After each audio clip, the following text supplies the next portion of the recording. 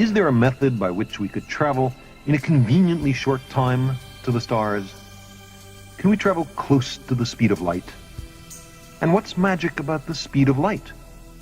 Can't we travel faster than that? It turns out that there is something very strange about the speed of light, something that provides the key to our understanding of time and space. The story of its discovery takes us to Tuscany in northern Italy. There's something almost timeless about this place. A century ago, it probably looked very much the same.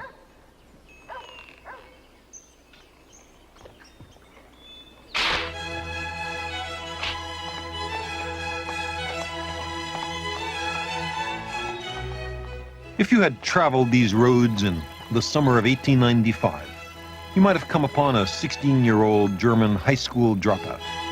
His teacher had told him that he would never amount to anything, that his attitude destroyed classroom discipline, that he'd be better off out of school.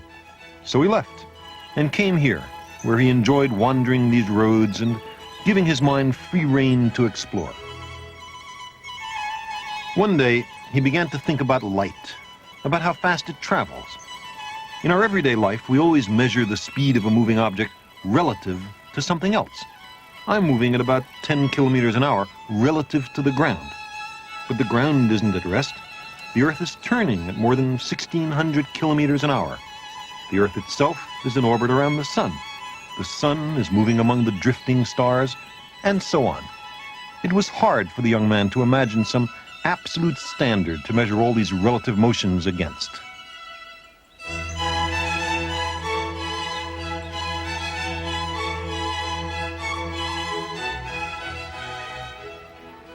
He knew that sound waves are a vibration of the air, and their speed is measured relative to the air itself. But sunlight travels across the vacuum of empty space. Do light waves move relative to something else? And if so, he wondered, relative to what? That teenage dropout's name was Albert Einstein, and his ruminations changed the world.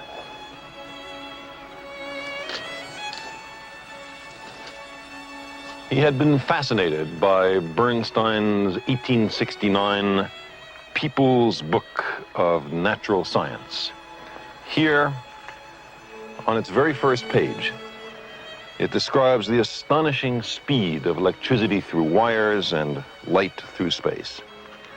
Einstein wondered, perhaps for the first time here in northern Italy, what the world would look like if you could travel on a wave of light. To travel at the speed of light. What an engaging and magical thought for a teenage boy on the road where the countryside is dappled and rippling in sunlight.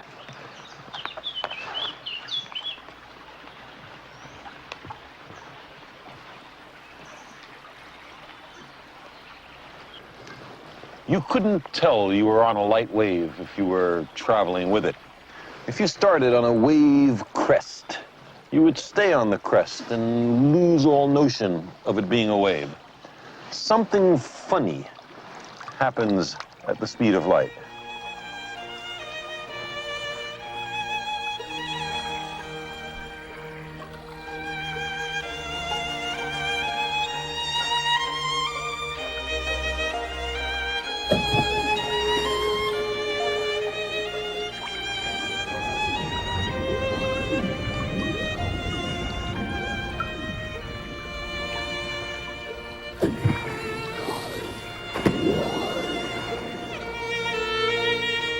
The more Einstein thought about such questions, the more troubling they became.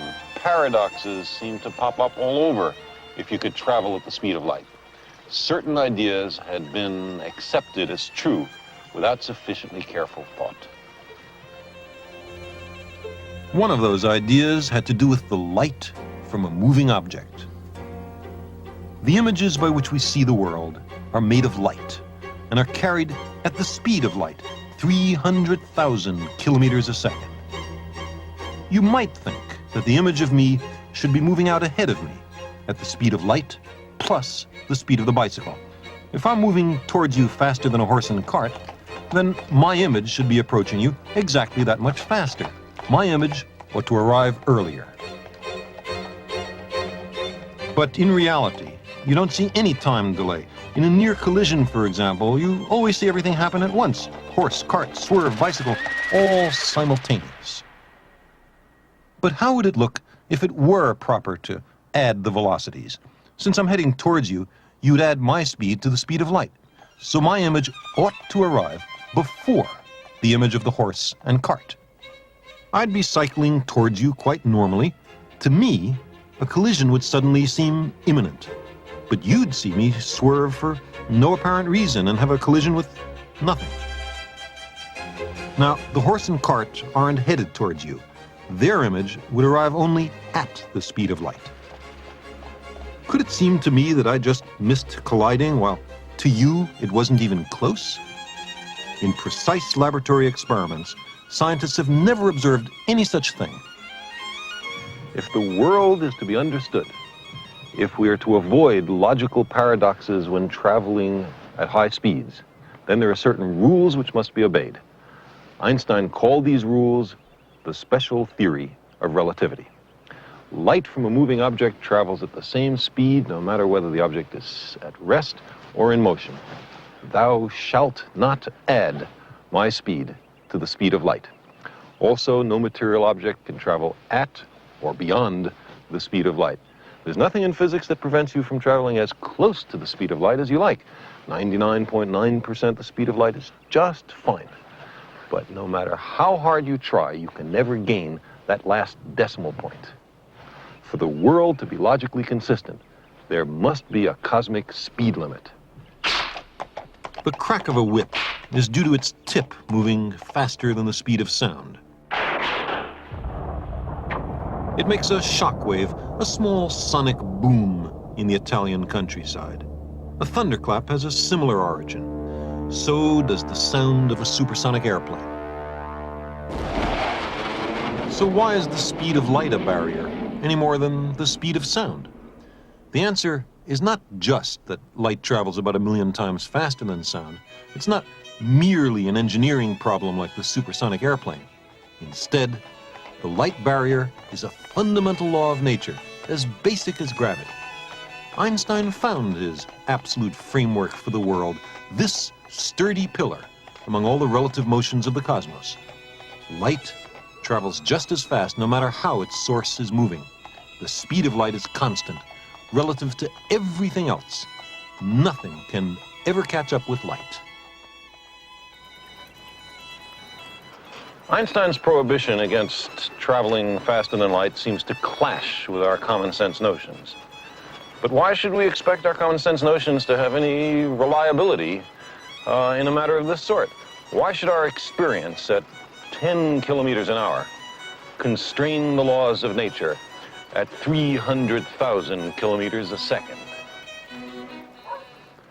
Relativity sets limits on what humans ultimately can do. The universe is not required to be in perfect harmony with human ambition.